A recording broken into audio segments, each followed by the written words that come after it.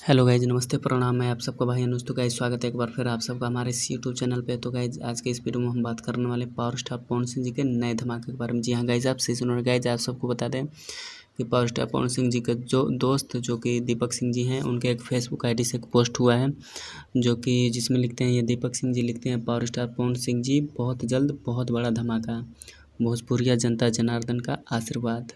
तो गाइस इस बात से ये इस पोस्ट से ये हमें सीधे सीधे पता चल रहा है कि पावर स्टार पवन सिंह जी का बहुत बड़ा एंड बहुत जल्द बड़ा धमाका जो है, सॉन्ग या कोई मूवी को छोड़ दीजिए, बट मूवी तो आ ही सकता है, बट एल्बम भी बहुत जल्द हो सकता है, आ सकता है। पावर स्टार पवन सिंह जी का नया धमाका भी हो सकता है, क्योंकि इस वीडियो में जो है, इस फोटो में जो है, पोस्ट में जो है, power star Pawan Singh ji gym करते हुए नज़र आ रहे हैं। एंड लोग जो एकदम वाकई में एकदम ज़बरदस्त का, एंड बॉडी तो उनकी बात ही न किया जाए, एकदम बाहुबली की तरह एकदम गजब का बॉडी लुक जो है इनका इस टाइम जिम के समय का ये फ़ोटो है।